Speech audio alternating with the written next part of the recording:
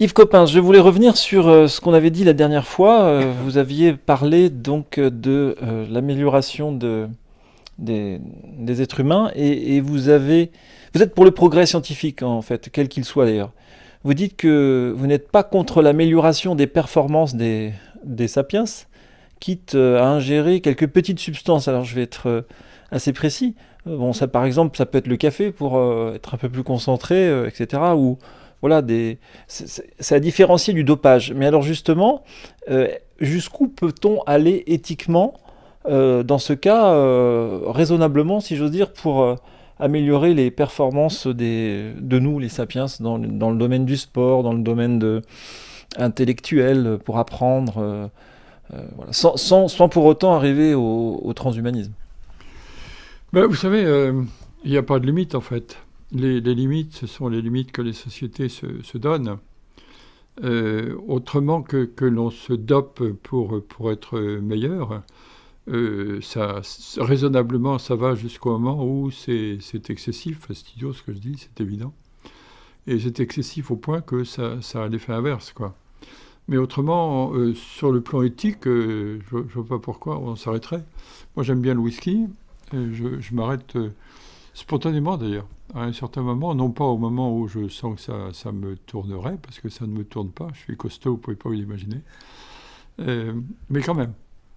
Juste une parenthèse, j'ai été initié un jour à la confrérie des buveurs de whisky. C'était en Écosse et j'ai eu 14 whisky au dîner. C'était un peu dur, ça, quand même. Un Ah, vous whisky. plaisantez, pas 14 whisky, 14 verres de whisky, des petits alors. Oui, oui, 14 dégustations, mais Ah. enfin, quand même. Des dégustations, vous savez, quelques centimètres cubes chaque fois, ça finit par faire un certain nombre, quoi. Et c'était très très bien, c'était très intéressant d'ailleurs, mais quand j'en suis sorti vers 3 ou 4 heures du matin, j'étais un peu incliné, quoi. J'étais moins à station droite. Non, non, j'exagère, mais non, non, enfin, cette histoire est vraie. Mais il se trouve que y a en effet un excès, là, par exemple dans les histoires de drogue, naturellement. Et cet excès est dangereux, mais cet excès, c'est quand même la société qui en fixe les limites, quoi. Puisque aujourd'hui, il est question, comme vous le savez, d'admettre quelques drogues en service courant. Donc la société progresse aussi en fonction de la pensée de ces idées. C'est bien qu'elle change, qu'elle progresse jusqu'à certaines limites, et que la médecine accompagne, ça va de soi, puisque c'est quand même le corps à ce moment-là que l'on pousse et que l'on chamboule et que l'on développe. Oui. Mais vous, par exemple, dans vos études, vous avez développé une mémoire excellente. Vous me disiez la dernière fois, l'année dernière, quand on s'était rencontrés, Yves Coppens, que c'était finalement, vous avez mémorisé des noms de plantes à n'en plus finir. Et c'est comme ça que vous avez une bonne mémoire, parce que vous arrivez, si je ne m'abuse, à vous souvenir des plans de table avec qui vous étiez lors des différentes rencontres de vos rencontres politiques, par exemple en Afrique du Sud avec Nelson Mandela, vous rappelez du plan de table. Mais bon, alors est-ce que vous avez fait fonctionner votre cerveau avec du café ou parce que c'est quand même assez exceptionnel par rapport à nous, les, les auditeurs moyens les sapiens moyens que nous sommes tous. Non, j'en sais rien. Vous savez, chacun a sûrement des, des qualités exceptionnelles dans un domaine ou un autre, quoi. Moi, j'ai un fils, par exemple, qui a une notion de la topographie et de la géographie surprenante. Moi, je me débrouille pas mal. Dans le désert, je me suis jamais perdu. Mais mon garçon me dépasse largement. On va dans un endroit, dans une ville, voir des gens ou un restaurant quelque part. On y retourne, je sais pas quoi, moi, 10 ans après, c'est lui qui guide, quoi. C'est impressionnant. Et c'est vraiment, il se promène volontiers avec sa mère dans la forêt. Sa maman, enfin ma femme, est des Ardennes. Et dans les Ardennes, il y a des forêts superbes. Et ils s'en vont tous les deux à travers la forêt, n'importe comment, dans n'importe quel sens, sans sentier, sans quoi que ce soit. Sans boussole, juste le soleil quand il est là. Et moi, je les lâche à un bout et mon fils me dit tu vas à tel endroit pour nous attendre. Et quelques heures après, il débouche, quoi. C'est vraiment très impressionnant. Alors moi, j'ai pas ce sens-là, à ce point-là en tout cas. Par contre, c'est vrai, ça se dit un peu comme ça, j'ai une bonne mémoire. Alors j'ai une bonne mémoire, euh, c'est sûrement de naissance. Merci papa, merci maman. Mais ça s'entretient, bien sûr. Et dans un boulot intellectuel, c'est plus facile à entretenir que dans un autre, quoi. Et dans le boulot intellectuel, je me suis toujours efforcé de faire des conférences sans papier. Ça joue beaucoup, y compris en anglais. Et les premières interventions en anglais sans papier, c'était un petit peu courageux, quoi, parce que c'était quelquefois dans des conditions un peu solennelles, officielles, ou avec des étudiants, ce qui n'est pas mieux. Donc il faut y aller, c'est tout. Et j'ai continué ça toute mon existence, si bien que ça a été un peu ma réputation, et je continue. Et je continue d'autant mieux que je peux désormais moins lire, donc je suis bien contraint cette fois de mémoriser. Et quand vous ne cessez pas de mémoriser, bien sûr que vous le faites pas mal, quoi. Et en l'occurrence, en effet, les étudiants me disent que j'ai une mémoire de mammouth. D'habitude, on dit une mémoire d'éléphant, hein, mais ça revient même, puisque le mammouth est un éléphant. Sans faire exprès, pour les bouquins que vous évoquiez, sans notes, j'ai les images qui me reviennent très très bien.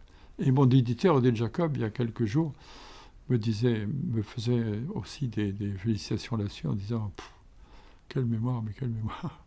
Alors ce que je dois vous dire, mais ça m'est très cher, je suis très heureux. Encore une fois, merci à mes parents. Je n'ai jamais eu mal à la tête. Et sur le plan physique, il paraît que ça correspond à une bonne irrigation. Irrigation adéquate, quoi. Donc là, l'irrigation adéquate doit aussi faciliter ce genre d'avantages. Et ça a toujours fait rire ma famille, parce que quand j'étais gosse, on me disait t'as un rhume, t'es pas bien, t'as un peu de température, est-ce que t'as mal à la tête? Et il paraît que je remuais la tête pour savoir si j'avais mal, quoi. Ce n'est qu'en remuant, je me disais, oui, peut-être dans le fond, j'ai un petit peu mal. Et enfin, c'est une chance, quoi, par rapport aux gens que je rencontre et qui ont quelquefois des problèmes justement, de maux de tête insupportables. Voilà, c'était un petit détail physique. Malheureusement, ça ne se passe pas comme ça sur l'ensemble du corps, et je souffre, comme tout le monde, de beaucoup d'autres choses.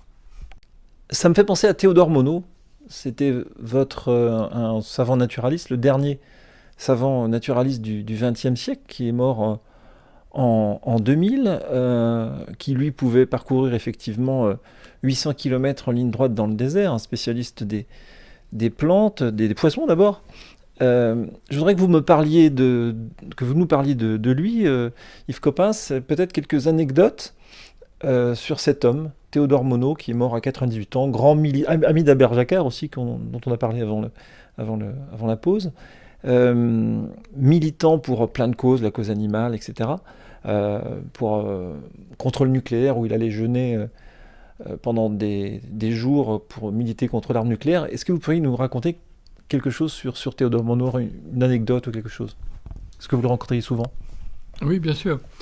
Théodore Monod, je ne sais pas comment on s'est rencontrés, mais on s'est rencontrés probablement autour de l'amour de l'Afrique. Enfin, c'était un grand voyageur, un grand naturaliste, un grand saharien.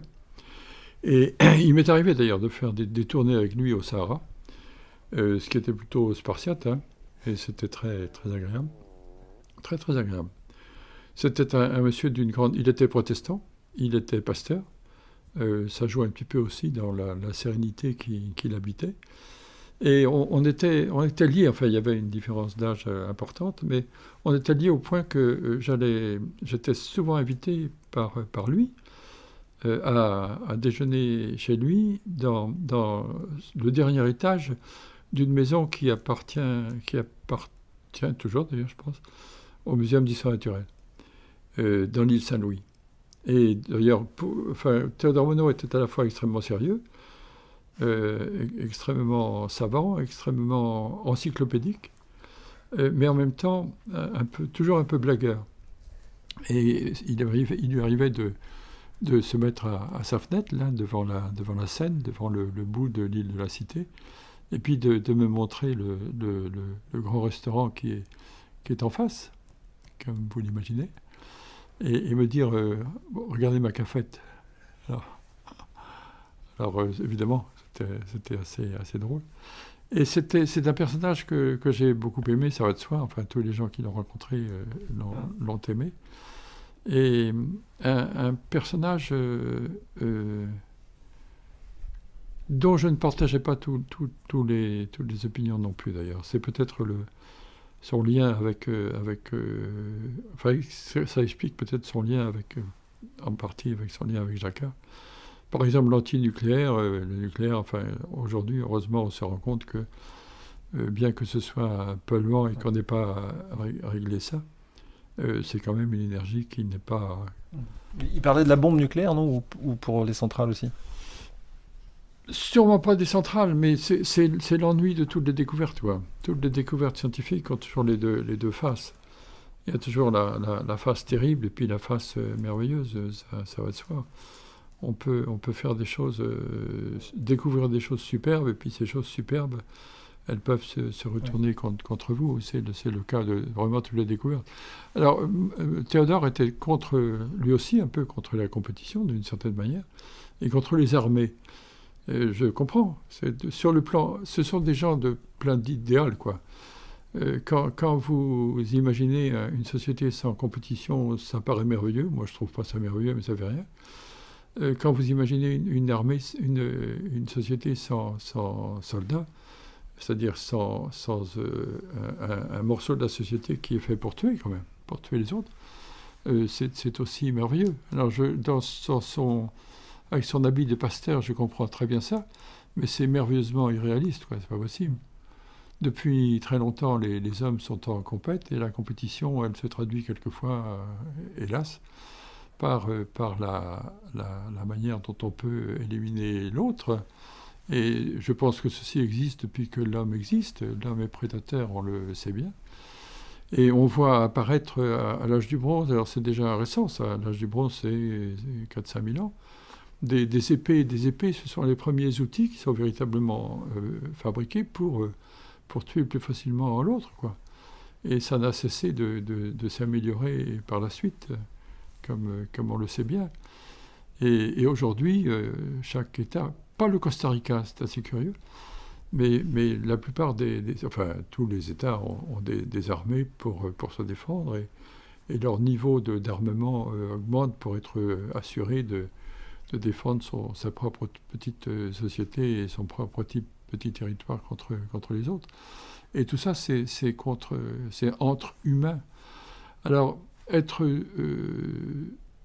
de manière systématique et bien sûr théorique contre les armes, bien sûr, mais à quoi ça sert? Signer les grandes déclarations pour la paix, bien sûr que je les signe, mais sans aucune conviction. Derrière un grand homme se cache une grande femme. Derrière Théodore Monod, il y avait Olga Monod, Oui, je crois aussi. Il y avait une anecdote assez drôle quand lui, il arrivait avec son épouse. Oui, j'ai bien connu Olga, bien sûr. Et Théodore, d'ailleurs, était d'abord extrêmement courtois. Il aimait beaucoup sa femme. Et en même temps, très différent vis-à-vis de la société juive, puisque sa femme était juive. C'était très intéressant de voir cette alliance entre la chrétienté, en l'occurrence protestante, comme je vous l'ai dit, et puis la judéité. Et sa femme, pendant la guerre, enfin, ils ne savaient pas trop que faire, comment gagner leur vie. Enfin, je suppose qu'il y a eu des moments difficiles. Et sa femme s'était mise à faire des chapeaux. Et il m'a souvent parlé de façon amusée de la manière dont son appartement était rempli de chapeaux et des différentes formes que réalisait sa femme. Sa femme est morte bien avant lui. En 1980, je crois. Ah oui, ça je ne sais pas. Mais enfin, je l'ai connu. Et il a supporté ça avec la force d'un homme de l'esprit, quoi. D'un homme croyant. Vous savez pourquoi il est parti au désert, Théodore Monod, dans les années 20? Il y a une raison à ça, c'est son fils qui le dit. Ah oui, non. Eh bien, il est parti au désert, parce il était en Mauritanie, il devait retourner par bateau, mais en fait, il a eu une déception amoureuse. Ah Et oui. c'est pour ça qu'il a pris le chameau, le Ah oui. désert. Ah oui, ça je ne savais pas. En tout cas, ça lui a bien servi, puisqu'il a continué à se circuler avec ses dromadaires à travers, dans tous les sens, hein, tous les sens. Il a réussi à aller jusqu'à l'Ouénat. L'Ouénat, c'est la limite de la Libye et de l'Égypte, c'est-à-dire que c'est presque le bout du Sahara vers la mer Rouge. Il n'est pas allé en Arabie, je ne crois pas beaucoup. Il est allé au Baloutchistan. Et au Baloutchistan, il y a un grand désert. Il y a un grand désert. Et je me rappelle que j'étais allé le voir. Moi, j'étais candidat à ce moment-là à la sous-direction du laboratoire d'anthropologie du Musée de l'Homme. Et donc, je devais faire le tour des électeurs. Il était parmi mes électeurs. Donc, je suis allé le voir. Et il m'a parlé. Il était professeur de dictyologie comparée, enfin quelque chose comme ça. Donc il était donc professeur de spécialiste des poissons. Et il arrivait du Baloutchistan et il m'avait dit c'est extraordinaire, j'ai jamais vu un désert aussi désert, je n'ai absolument rien trouvé. Et puis à ce moment-là, il me disait pourquoi vous n'êtes pas bien en paléontologie ici au Jardin des Plantes, pourquoi aller faire de l'anthropologie ailleurs? Alors je lui avais dit quand même, vous exagérez, vous venez de me raconter, vous, spécialiste des poissons, que vous avez été extrêmement heureux de trouver un endroit où il n'y avait rien. Et puis vous me reprochez de passer de la paléontologie à de l'anthropologie. Donc il n'avait rien dit, finalement il avait voté pour moi, quoi. Mais c'était drôle comme petit débat gentil entre nous. Puis j'avais intérêt quand même, c'était un de mes électeurs. Et à propos, je crois qu'il y a aussi une anecdote pour terminer sur ce savant, Théodore Monod. C'était, je crois, à des vœux. Et il avait une carte. Ah oui, oui. Ah oui, oui. Ben, c'est tout à fait Théodore, ça. C'était, encore une fois, il aimait beaucoup la plaisanterie. Il la poussait quelquefois de manière un peu excessive. Enfin, il savait bien où s'arrêter aussi. C'était toujours élégant. Mais un jour, en effet, c'était au Muséum d'histoire naturelle et il y avait, comme souvent, un cocktail pour les vœux. Et donc, j'y étais, et il avait une carte, enfin c'était tout à fait lui ça, il avait une carte de vœux qui était une carte qui s'ouvrait, et il montrait d'abord la première page, et sur la première page, il y avait Théodore Monod vous offre les meilleurs vœux pour l'année qui arrive. Et les gens étaient ravis, un peu gênés, en disant Monsieur le professeur, c'est nous qui aurions dû commencer par vous offrir nos vœux. Et alors, c'est pas comment c'est, un petit vieux un peu sadique, quoi. Il ouvrait la carte et à l'intérieur, il avait essayé de m'emmerder moins cette année que l'année dernière. C'est terrible, quand même. Et pendant, j'ai encore une histoire, oui. Enfin une histoire que tout le monde connaît, mais j'ai été donc professeur au Muséum d'histoire naturelle, au moment où le Muséum d'histoire naturelle était géré par un petit groupe de 25 professeurs. Et Théodore Monod, pendant les séances, où évidemment on s'occupait de choses extrêmement importantes, mais de choses quelquefois moins, d'histoires d'élections, etc., lui il faisait son courrier, quoi. De manière un peu ostentatoire et un peu indélicate. À un moment donné, on voyait qu'il décrochait, puis il travaillait pour lui, quoi. Yves Coppens, vous avez dit savoir avec qui se marier, c'est essentiel.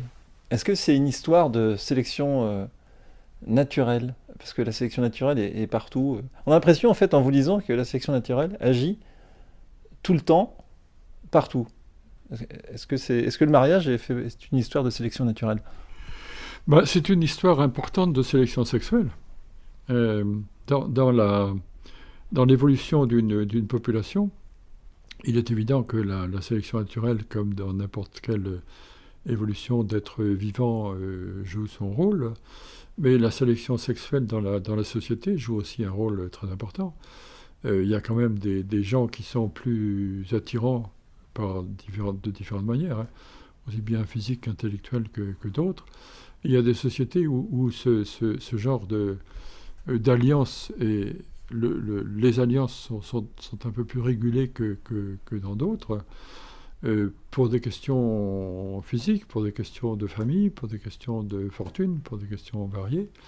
Et donc la sélection sexuelle est évidemment très importante, puisque c'est elle qui va faire les enfants, et c'est elle qui va ensuite conduire à la société suivante.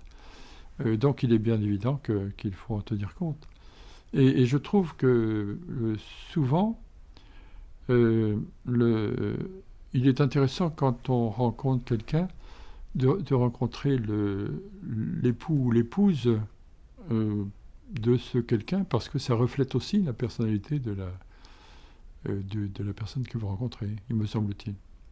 Autrement dit, l'épouse influence le mari et le mari influence l'épouse, l'un et l'autre, y compris peut-être même dans les gènes. Forcément, bien sûr, au départ, ce n'est qu'une question d'entente, puisque si on s'allie, ce n'est pas pour rien. Et cette entente est toujours très intéressante, parce que c'est un échange permanent et une école de tolérance aussi en permanence, parce qu'évidemment, on n'a pas les mêmes avis sur tout, jamais.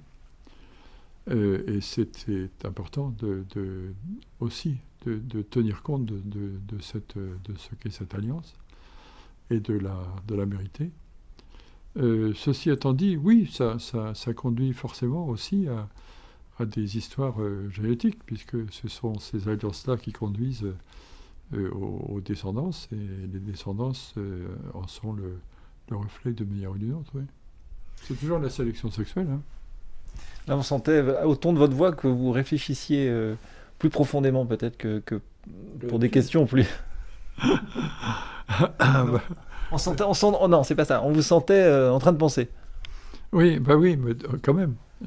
Lorsque vous me posez une question, j'essaye d'y penser, oui. J'ai pas des réponses toutes faites. Et en l'occurrence, oui, bien sûr, que j'avais l'image de ma femme et l'image de nos relations, qui sont agréables, quelquefois un peu vives, ce qui est normal. Encore une fois, comme vous l'avez dit, je suis de naissance bretonne et de naissance ardенnaise. D'un côté, il y a le massif hercynien les granites de Bretagne, de l'autre côté, il y a le massif schisteux rhénan, c'est pas mieux. Hein. Donc caillou contre caillou, ça fait milliards d'années contre milliards d'années. Et ça fait pas des étincelles, si. Non, il faut des silex pour ça. Et les silex, c'est dans les terrains sédimentaires. Yves Coppens, qu'est-ce que votre carrière vous aura appris sur l'homme et son rapport au monde, justement? Beaucoup de choses. Moi, j'aime beaucoup les gens. J'aime vraiment beaucoup les gens. Et je pense que ça se sait et que ça se sent, surtout après un certain nombre d'années d'existence. C'est-à-dire que mes rapports avec... je n'ai jamais fait de différence, si vous voulez. C'est classique à dire, entre les couleurs, ça va de soi. Entre les personnes et les personnalités, ça va moins de soi. Entre les grands, les petits, les vieux, les jeunes, et les femmes, les hommes, vraiment. Et évidemment, après avoir connu les gens, il y a des différences qui s'installent. Il y a des hiérarchies qui s'installent dans votre tête. Mais ceci dit, je le dis, et ça amuse un peu tout le monde, parce qu'ils ne me croient pas toujours, mais je le dis vraiment, lorsque j'ai été responsable de laboratoire, et lorsque je recevais des jeunes gens qui venaient me demander des sujets de thèse, vraiment, je ne voyais pas leur sexe. C'est tout à fait clair. Et au bout je vous l'ai déjà dit, de ces 200 thèses passées, je me suis amusé à compter hommes et femmes, et c'est amusant quand même. Sur le plan statistique, c'est à peu près le même chiffre qui revient des deux côtés. Je crois qu'il y a une légère supériorité des hommes, excusez-moi, mais c'est vraiment ça. Et avec les enfants, par exemple, j'ai toujours eu beaucoup de respect pour les enfants. Beaucoup de respect. D'abord, j'adore les enfants. Il y a plein de gosses ici, de tout jeunes, qui crient de tous les côtés, et ça me plaît beaucoup. Il y a des gens qui sortent à la fenêtre pour les engueuler. Et je vais vous amuser peut-être.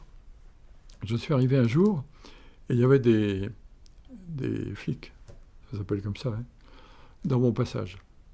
Et ils étaient en train d'engueuler des enfants parce qu'ils jouaient au ballon. parce qu'un type à la fenêtre avait crié parce que ça faisait du bruit dans le passage que les enfants jouent. J'ai engueulé les flics, vous ne pouvez pas vous imaginer. Alors heureusement, j'ai mon âge, j'avais une veste avec la Légion d'honneur. Je ne sais pas si ça joue, mais je pense que ça joue un peu. Hein. C'est triste, mais c'est ainsi. Enfin, triste, ça n'a pas d'importance. Si on la porte, c'est qu'on l'honore. Mais en tout cas, ça a joué. Donc j'avais heureusement vis-à-vis de ces jeunes flics, j'avais sans doute une prestance, je n'ai pas du tout la taille qu'il faut pour ça, mais qui a imposé une autorité au point qu'ils sont partis, quoi, et qui s'excusaient. C'est parce qu'on nous a appelés, vous comprenez. Je dis, vous avez quand même d'autres choses à foutre. Enfin, laissez ces gosses jouer comme ils ont envie de jouer. Donc évidemment, avec ce voisin, on n'est pas en rapport d'excellente humeur régulièrement. Donc, j'aime bien les enfants. Et je respecte beaucoup les enfants. Et le retour est forcément... Il y a forcément... Enfin, quelquefois, on est un peu déçus, c'est normal. Mais en général, les retours sont agréables. Et j'ai rencontré des jeunes gens, des jeunes gens dans des zones sensibles, comme on m'avait dit sensibles, des jeunes gens quelquefois qui pensaient plus à d'autres choses qu'aux histoires d'origine de l'homme ou de fossiles ou je ne sais pas quoi. À chaque fois, ils sont que vous dire, intéressés, on peut dire ça comme ça. En tout cas, arrêtez, au moins curieux, quoi. De ce vieux bonhomme qui vient raconter des histoires absolument étonnantes sur des choses dont il n'avait pas idée que ça pouvait exister. Parce que vous savez toujours vous émerveiller, Yves Coppens. C'est bien, merci de nous avoir émerveillés dans cette troisième partie de l'émission Chemin de Traverse, ici à Paris. On se retrouve pour la dernière émission la semaine prochaine. À bientôt, Yves Coppens. Merci, au revoir. Merci beaucoup.